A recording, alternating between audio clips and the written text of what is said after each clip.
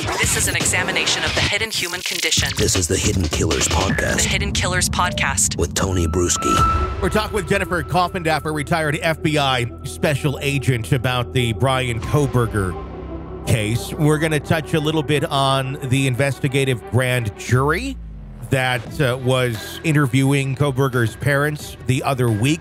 Initially reported that it had something to do with another homicide in the area.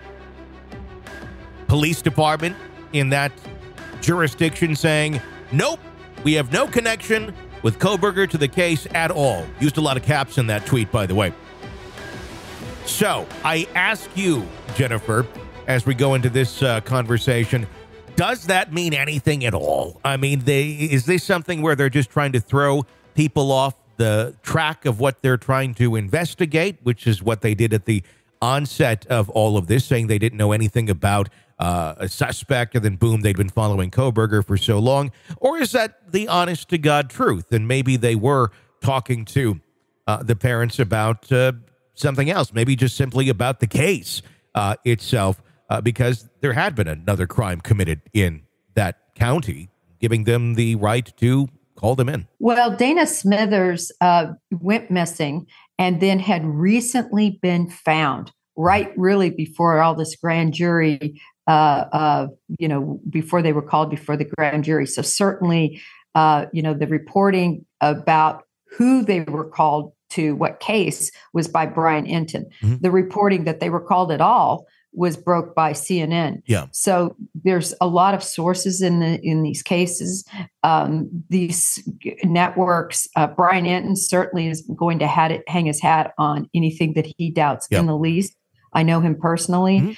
Mm-hmm. And I believe CNN also doesn't want to ruin their reputation by saying it happened. We know it happened. We also believe that, they tried to quash coming. Yeah. Going before the grand jury.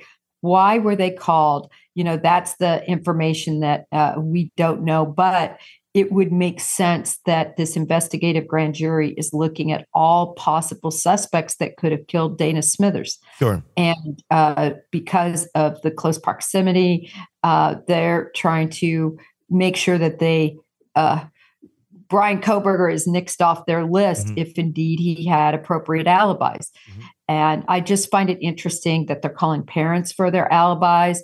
I don't understand why they're not using technology or why they're not using interviews that were conducted to show where he was and then following up with that. Maybe it's easier to get a parent on the stand. It doesn't make any sense to me that they had them come before the grand jury at two different time frames. That's always bad as an investigator. I want the two parents back to back in that grand jury room. One sitting in the lobby as the other one comes out, the other one goes in, so they can't chat. Yeah, okay. I find it significant, Tony. Yeah. It's really significant from the standpoint they called his parents. It'll be very interesting to see what happens. Initially, before it was connected, where Brian connected it to the other case, I was thinking, well, they're being called in because a crime was committed. He was concealing evidence when he was getting rid of all the things in his car, plastic bags and bleach in the back.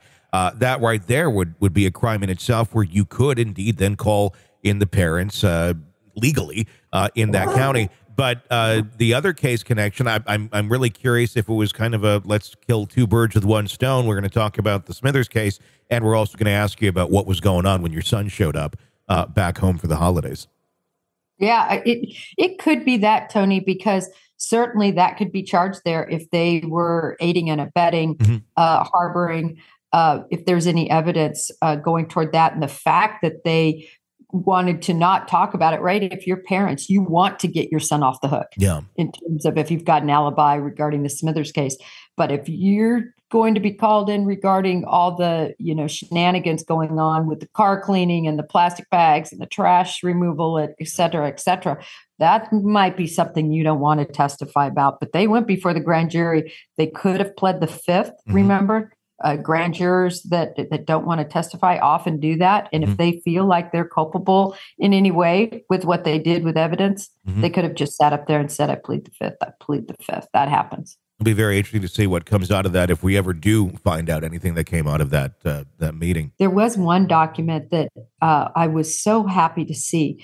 It's the Strava, and that is a program that basically documents, runners use it. Okay. And they use it to document, how far they go, how fast they run, and it keeps track of them. It's a really cool program. Sure. And back months ago, I can't remember the exact month, January, February, somewhere in my Twitter, I got a hold of one of his Stravas, Bryan Kohberger Strava. Mm-hmm. And I was so shocked because I did not know what incredible shape he's in. Now, people who are, big time runners may argue this isn't very good shape, but for, 90% of the public, I'm throwing that figure out there, for a huge percentage of the regular Joe Blow, he's running 6-minute miles.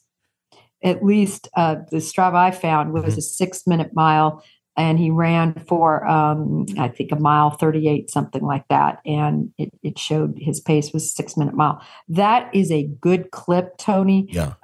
Many people can run 6-minute miles that are avid runners. This just shows you, though, cardiovascularly, this guy was in good shape. And this is something they want to prove.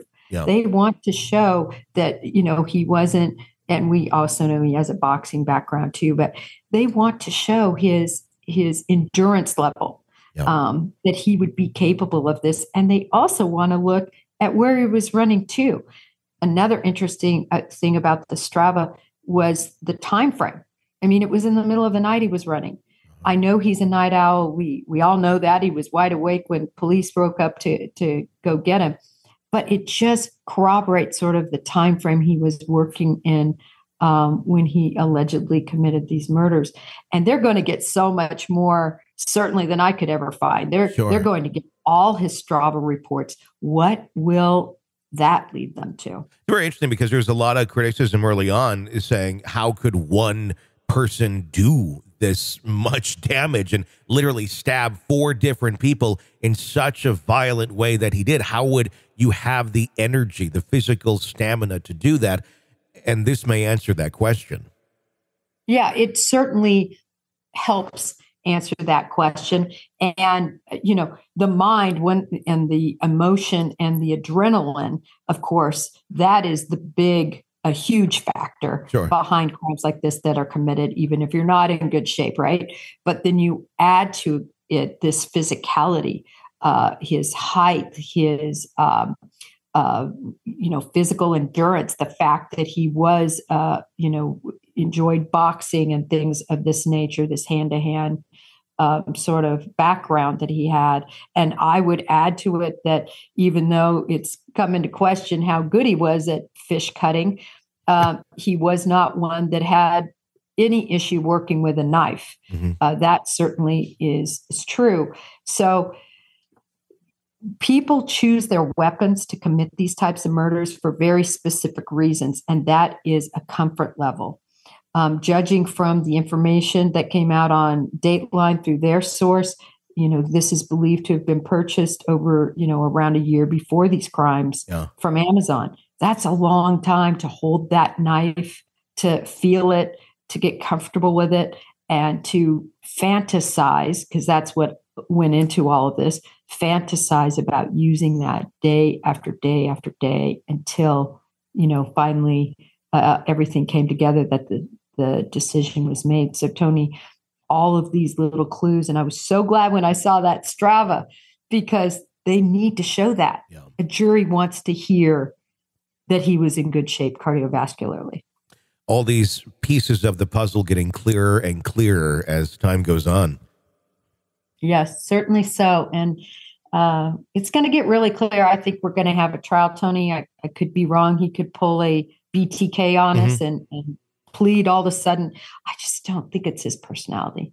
I don't think it is either. At this point, though, with this case, anything I feel is possible. I would not be surprised by any move. It's hard to predict anything here, but I agree. I think he wants the attention. I think he wants to go through the motions of it. I think that's part of what this whole thing is this fantasy to explore what it's like to be a killer. Yes, I do agree with that. And And, he had to have also fantasized these moments. And but for that sheath being dropped, which I think he must just have nightmares every night about. He doesn't have nightmares if, again, it's him about the killings. His nightmare is about, dang it, how could I not, affix that to my body? Yeah, exactly. This is an examination of the hidden human condition. This is the Hidden Killers Podcast. The Hidden Killers Podcast. With Tony Brueski. Retired FBI Special Agent Jennifer Coffindaffer, thank you so much for your insight into this case. Always very much appreciated. If you want to weigh in with your insight into any of the cases that we follow for you right here, you can do so. All you got to do is give us a call, 888-554-5537. Easier to remember is 888-5-KILLER. And weigh in 24/7 on anything. We'd love to hear your voice and share your opinion on the program. I'm Tony Brueski. Follow me on Twitter at TonyBPod. Stay with us.